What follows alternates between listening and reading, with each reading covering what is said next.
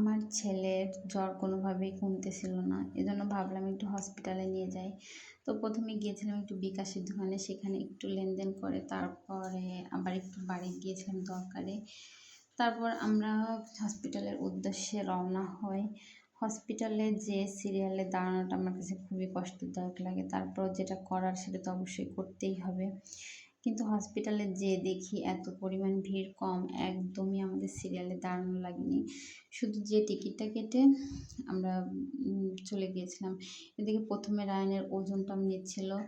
তো ওজন ওর ১৭ কেজি ওজন, সেখানে লিখেছে ৫৭ কেজি। তো ওই জিনিসটা আমি রুমে আসার পরে দেখছি। পরে ডাক্তারকে বললাম, ডাক্তার বলল, "ওরা প্রায় এরকম ভুলটাই করে।" তো ডাক্তার ওকে দেখে সবকিছু শুনে ওকে ওষুধ লিখে দিল। তো একটা ওষুধ এখান থেকে দিয়েছিল, আর বাকি ২ টা আমাদের কিনতে হবে। তো আমি বলছিলাম তোমার চাচুকে বললে ও পাঠায় দিবে। তা হবে না, তার চাচুর দোকানে এখন যেতে হবে। আর ও চাচুর দোকানে কেন যে যাবে সেটা তো আমি ভালো করে বুঝতে পারতেছি। কারণ ওর চাচুর কাছে গেলে তো অবশ্যই ওকে সিবির দিবে। তো এখান থেকে আমি ওষুধ নিলাম। ওষুধ নেওয়ার পরে ওর চাচু আসার সময় ওকে সিবির দিল। তো সিবির পেয়ে তো সে মহা খুশি। আল্লাহ হাফেজ।